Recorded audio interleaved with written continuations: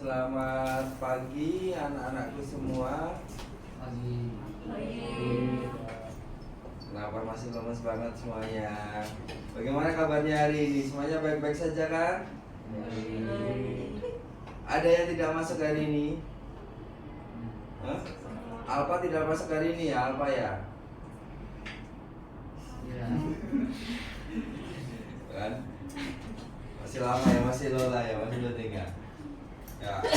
Gimana semuanya berdiri?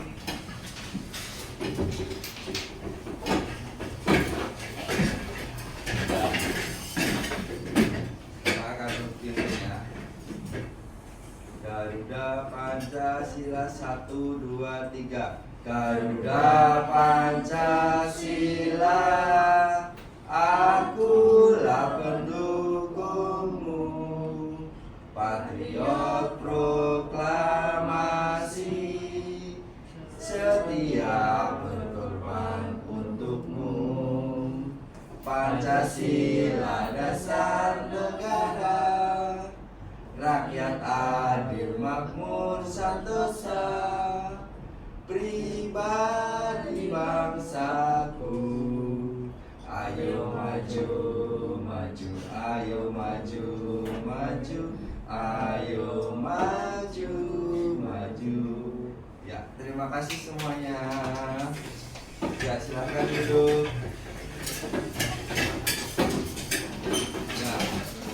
Nah, pada pembelajaran sebelumnya kita sudah belajar tentang teks deskripsi.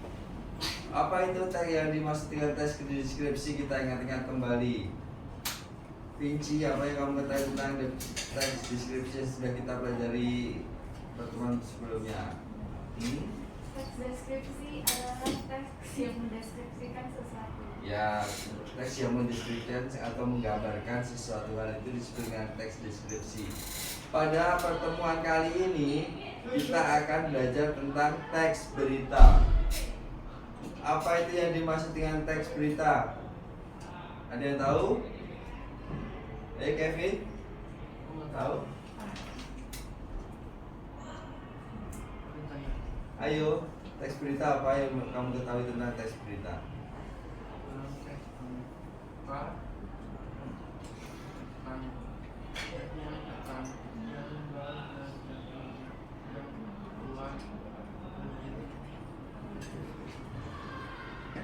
Ya, ada lagi yang lain menurut tanggapan kalian? Apa yang kamu ketahui tentang teks berita? Jenisa, menurut kamu apa yang dimaksud dengan teks berita? Teks yang ingin menunjukkan sesuatu. Ya, bagus sekali, mantap.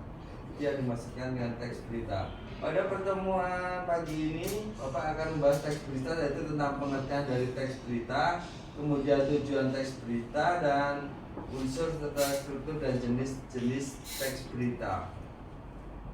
Manfaatnya apa sih, Silvanka, kalau kita membaca teks berita itu?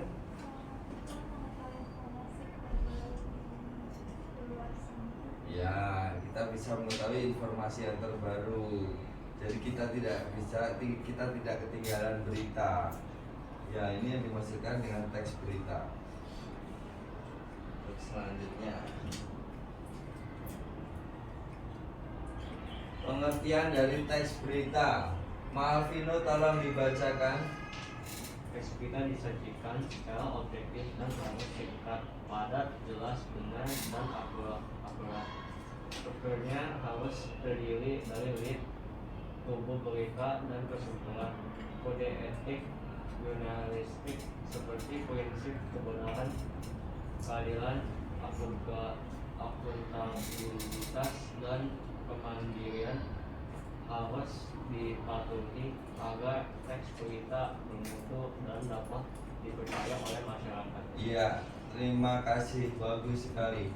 Ini yang dimaksudkan dengan teks berita. Itu bisa disajikan secara objektif dan harus singkat, padat, dan jelas. Soalnya kalau itu terlalu panjang, pembaca sendiri akan bosan untuk membacanya. Jadi untuk teks berita itu harus singkat, padat, dan jelas.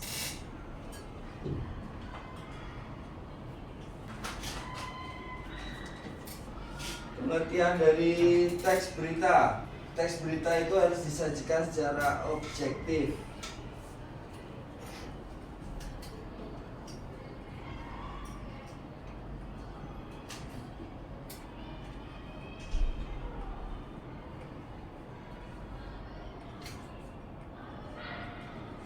Ini teks berita itu harus disajikan secara objektif.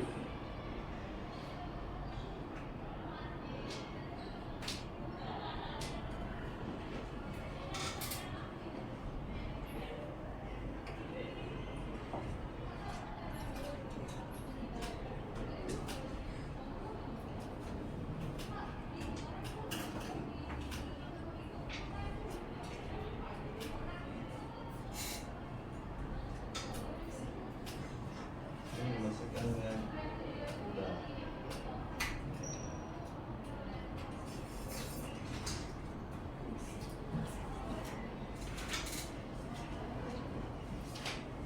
Nih, teks berita itu harus objektif, harus singkat, padat, jelas, benar, dan akurat. Akurat itu bisa dipercaya. Strukturnya juga harus terdiri dari lead atau kepala berita, tubuh berita, dan kesimpulan. Ada kode etik jurnalistik juga, seperti prinsip kebenaran, keadilan, akuntabilitas, dan kemandirian yang dipatuhi. Apa saja itu nanti Bapak akan jelaskan lebih lanjut. Ini adalah fungsi dari berita, teks berita. Teks berita memiliki banyak fungsi, diantaranya sebagai sumber informasi terkini atau alat untuk membentuk opini, sudut pandang masyarakat, dan juga alat untuk membangun hubungan antara media massa dan masyarakat, dan alat promosi dan branding dalam dunia bisnis. Oleh karena itu penting untuk membaca dan memahami teks berita dengan baik agar mendapatkan informasi yang akurat dan sudut pandang yang objektif. Itu yang dimaksudkan dengan fungsinya dari teks berita. Apa yang dikatakan oleh anak-anakku semua tadi tentang manfaat teks berita juga sangat benar sekali. Ini yang dimaksudkan dengan teks fungsi dari atau manfaat dari teks berita. Dan strukturnya, struktur atau bagian-bagiannya. Ada orientasi berita, bagian pengenalan masalah atau yang apa dibahas dalam berita tersebut. Itu dimaksudkan dengan kepala berita atau orientasi berita. Selanjutnya adalah peristiwa dan sumber berita. Sumber berita atau berita itu didapatkan dari mana? Itu disebutkan dengan struktur berita. Dan unsur-unsur apa saja yang ada dalam berita? Itu ada 5W1H. Apa saja 5W1H itu, Audrey? Yang pertama, apa? Di mana? Terus?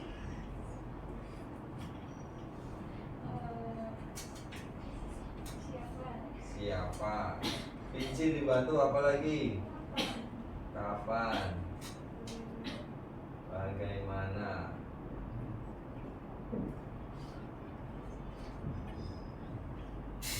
Berapa ini? 1, 2, 3, 4, 5.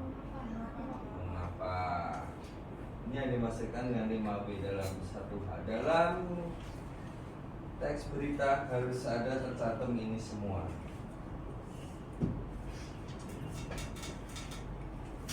Apa yang dimaksudkan dengan apa, yaitu untuk apa peristiwa tersebut dibahas atau dibicarakan, ya. Mungkin teks berita itu digunakan untuk menanyakan peristiwa suatu, misalnya seperti yang sedang terbaru ini ada SMA 72. Mengapa bisa terjadi peristiwa seperti yang terjadi dengan siswa-siswi yang di SMA 72, ya kan? Seperti kemarin kan beberapa waktu yang lalu mesti wali kelas kalian minta kalian ikut mendoakan teman-teman kita dari SMA 72, ya kan? Itu ada mengapa? Lalu di mana letaknya peristiwa tersebut terjadi, di mana? Kemudian kapan peristiwa itu terjadi? Pagi, siang, sore, tanggal berapa, hari apa? Itu harus runtut, harus jelas. Itu yang dimaksudkan dengan 5W1H. Kenapa harus tercantum di dalamnya? Siapa? Kemudian siapa yang berperan? Siapa yang merakit bom? Ya kan? Siapa yang merakit bom? Siapa yang membuat perencanaan? Itu harus ada semuanya di dalam suatu unsur-unsur teks berita tersebut, harus lengkap, harus rinci. Lalu bagaimana proses terjadinya, kronologisnya, bagaimana bisa terjadi seperti itu. Kaidah kebahasaan teks berita. Dalam suatu teks berita harus menggunakan kalimat yang baku. Ya, harus menggunakan kalimat yang baku. Kalimat yang baku, kalimat yang harus sesuai dengan KBBI.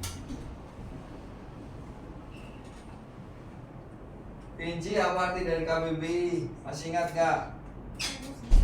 Ya, Kamus Besar Bahasa Indonesia itu disebutkan dengan KBBI. Semua kalimat berita harus baku, harus sesuai dengan KBBI.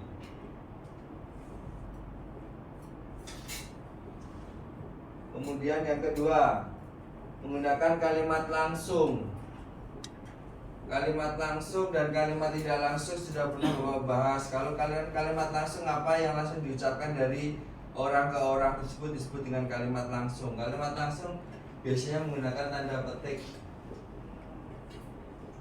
Itu yang dimaksudkan dengan kalimat langsung. Kalau kalimat yang tidak langsung, misalnya kalimat kata Marco, Ricci itu tampan, itu kalimat tidak langsung. Ya, itu yang dimaksudkan dengan kalimat langsung dan tidak langsung. Untuk selanjutnya, menggunakan kata kerja mental. Kata kerja mental yang dimaksudkan adalah verb. Kalau dalam bahasa Inggrisnya ada verb atau verba. Itu dimaksudkan dengan kata kerja mental. Selanjutnya adalah menggunakan fungsi keterangan waktu dan tempat. Waktu dan tempat itu harus lengkap, harus jelas. Waktunya di mana, tempatnya di mana, jam berapa. Itu harus lengkap. Lalu menggunakan konjungsi atau kata sambung temporal. Yang dimaksudkan dengan kata sambung temporal, itu kata sambung yang menggunakan aluran waktu. Itu yang dimaksudkan dengan kata sambung atau kata konjungsi temporal. Jenis-jenis teks berita. Ada teks berita langsung atau disebut straight news. Tolong dibacakan, Ricci. Jenis berita langsung atau straight news adalah berita yang diinformasi terbaru yang diberitakan dalam waktu dekat setelah peristiwa terjadi. Biasanya tidak lebih dari 1 atau 2 hari. Berita ini disajikan dalam headline atau halaman depan koran. Dan itu membutuhkan banyak sumber, ya.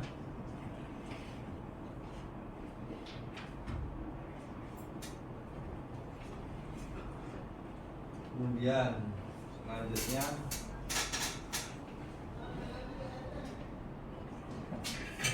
berita mendalam. Berita mendalam adalah jenis berita yang memerlukan pengembangan secara mendalam terkait suatu peristiwa dengan menekankan pada unsur why atau bagaimana peristiwa itu terjadi, dampaknya apa yang ditimbulkan. Kemudian itu perlu dalam berita investigasi. Ini yang dimaksudkan dengan berita mendalam. Sampai di sini ada pertanyaan? Tidak ada. Ya, ini jadi secara garis besar dalam suatu berita tersebut tadi harus merangkum adanya semua 5W1H. Yang pertama, yang kedua, bahasanya harus baku dan tidak boleh menggunakan bahasa gaul. Ai, gue, lo, nggak boleh. Ya, dalam suatu kalimat berita harus baku semua.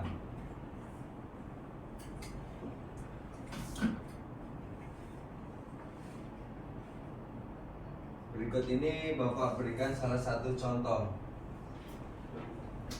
suatu teks berita.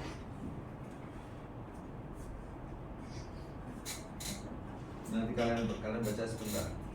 Nanti Bapak akan berikan pertanyaan.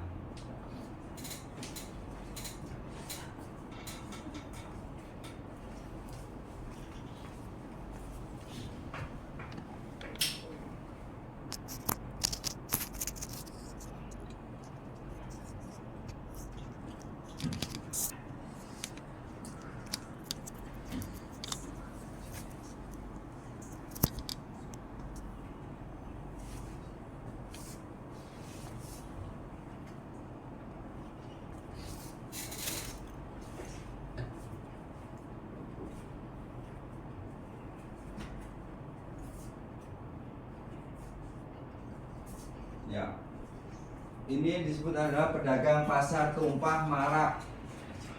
Selama Ramadan, selama bulan Ramadan, para pedagang pasar tumpah atau pasar dadakan itu biasanya sangat marak atau sangat ramai, seperti yang kita ketahui, ya. Selama bulan puasa di kota Jogja mencapai 2.295 pedagang.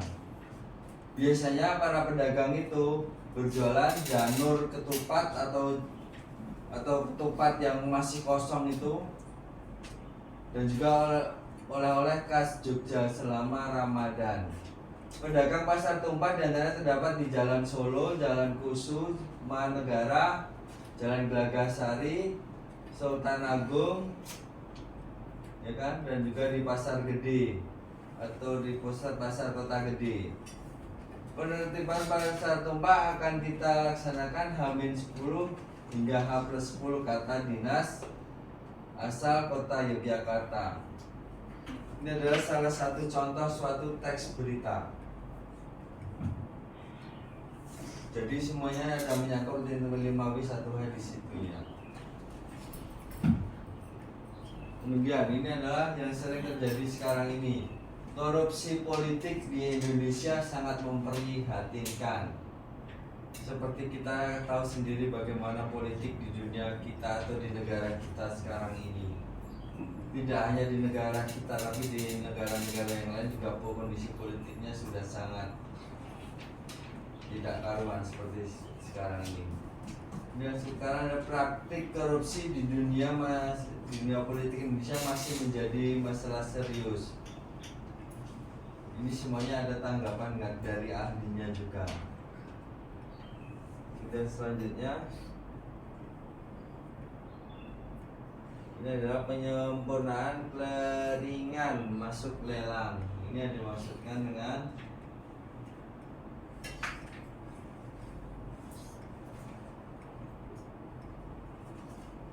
berita, suatu teks berita. Ya, sampai di sini ada pertanyaan? Tidak ada.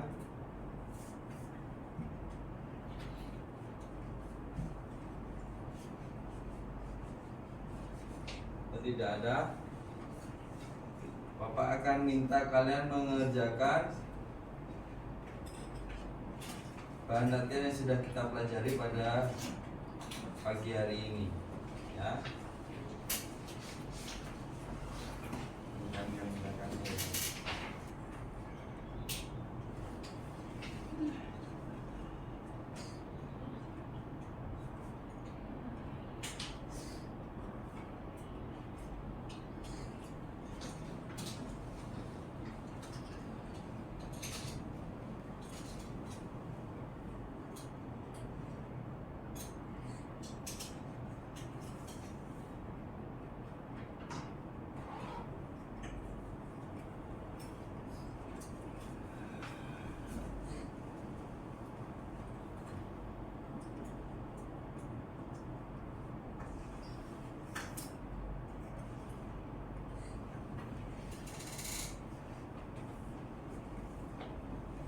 dikerjakan dengan teliti dan gunakan bahasa yang baku ya.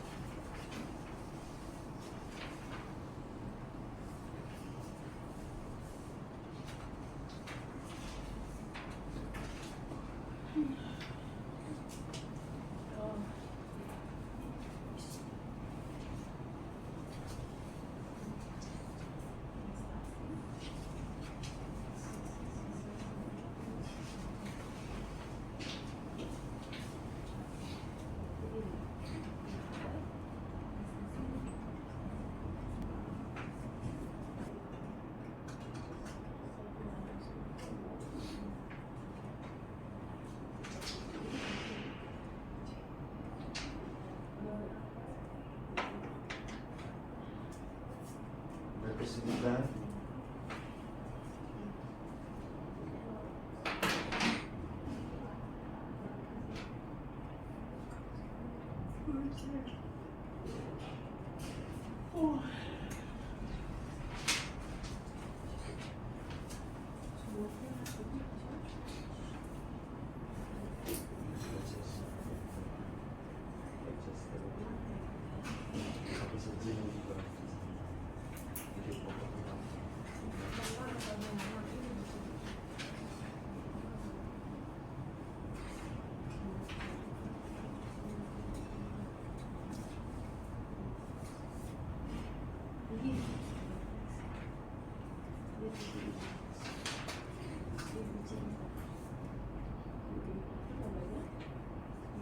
Tapi bisa.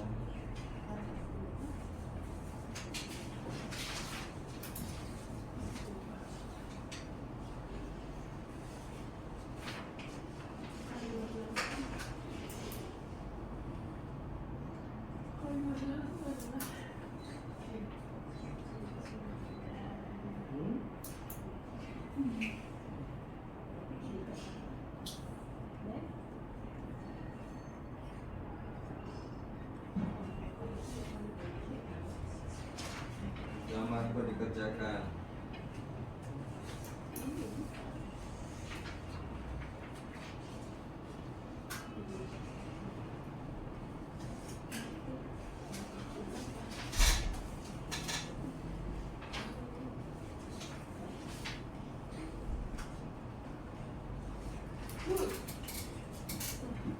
Gimana Kevin?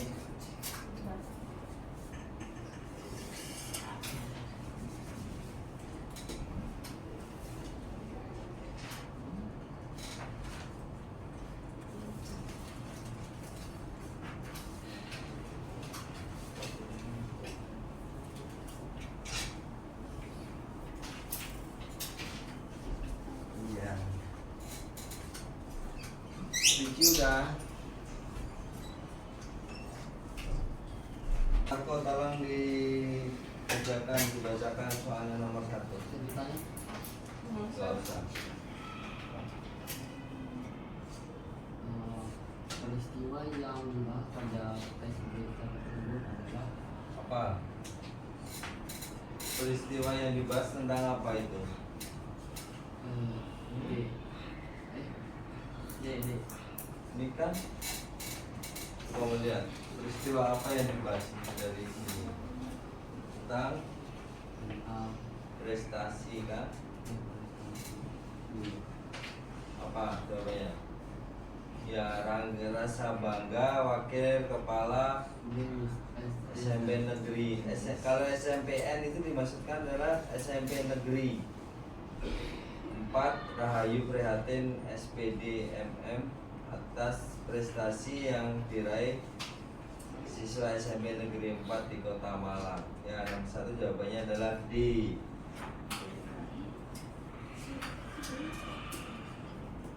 Nomor 2 Julvanka.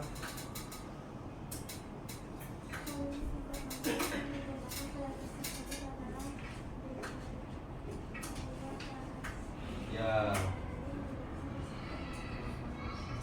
No, ya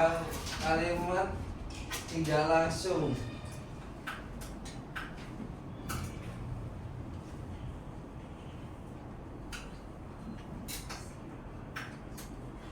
Kalimat tidak langsung adalah yang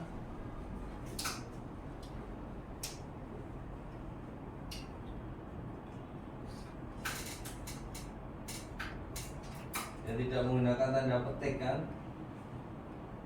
Tanda B atau C? Hmm? Yang B. Yang B.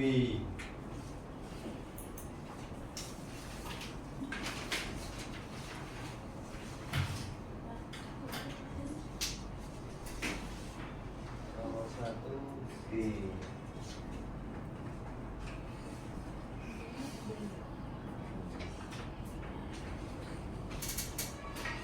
Nomor 3 Ricci. Tentang hal berikut prestasi SNMPTN faktor algoritma dalam tes macam apakah tentang pada kalimat tersebut muncul Apa? A cemerlang. Ya, A cemerlang.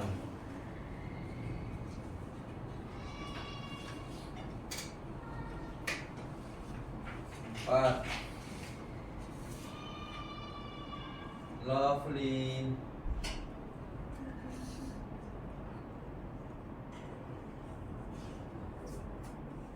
Berapa? Lead atau kepala berita terdapat pada paragraf pertama A. Nomor 5 Malvino. Kalimat langsung pada teks tersebut adalah B. Ya, B. Kalimat B, kalimat langsungnya B.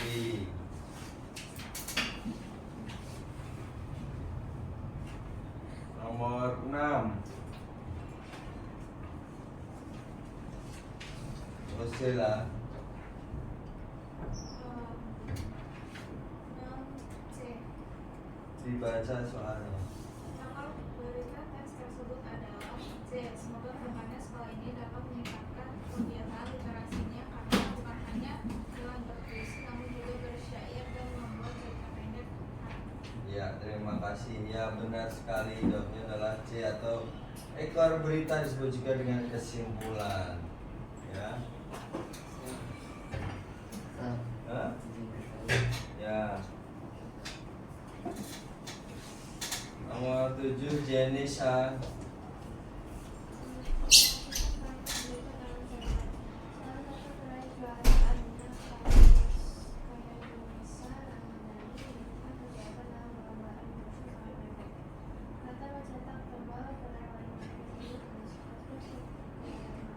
Apa? Verba transitif ya. Nomor 8 Ricci. Berdasarkan penelitiannya teks berita tersebut termasuk jenis berita B.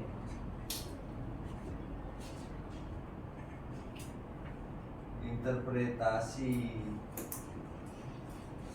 B. Interpretasi B. Ya. Kebenaran berita tersebut valid atau tidak, terpercaya atau tidak.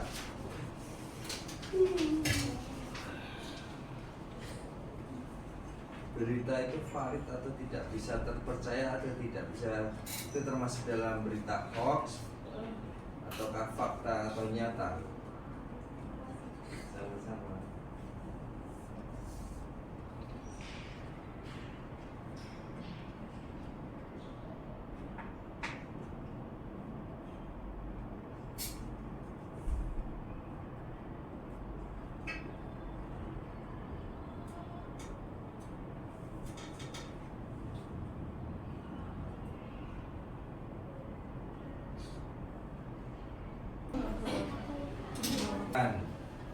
mana yang berita hoax, mana yang berita nyata atau fakta.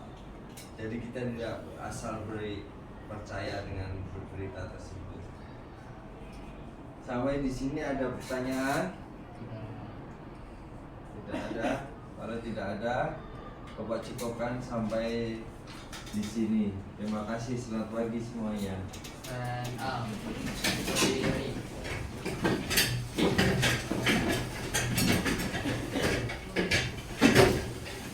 Memberi salam. Terima kasih Pak Guru. Sama-sama. Dan silakan duduk kembali.